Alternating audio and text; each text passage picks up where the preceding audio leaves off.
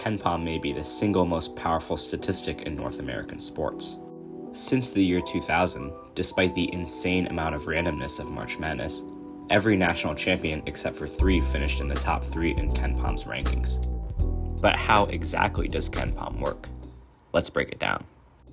Ken Pomeroy, a former meteorologist at the University of Utah, became one of the biggest names among college basketball fandom with the launch of his website. The primary purpose of the site was to help compare apples to oranges.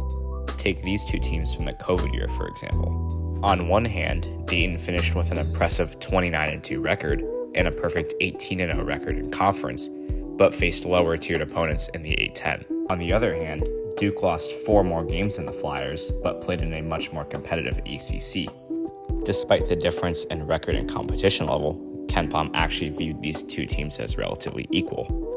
Instead of ranking teams based on an absolute record, it measures a team's efficiency, a higher emphasis on the how rather than a what. Let's get into the numbers. KenPom uses a simple formula, a simple difference between a team's adjusted offense and their adjusted defense. Adjusted offensive efficiency is how many points a team scores per 100 possessions. Adjusted defensive efficiency is how many points a team surrenders per 100 possessions. The important part here is that it's adjusted to the level of competition a team faces. Making the statistic based on a per 100 possessions basis also limits eye candy. A team that likes to get out and run is bound to score more than a team that likes to really slow it down and hunt for a great shot. But this does not necessarily mean their offense is better. So how does KenPom compare to other rankings, namely the AP poll? The AP poll cares way more about resume and the eye test, but KenPom cares much more about the manner in which teams get things done. Take UConn from 2023, for example.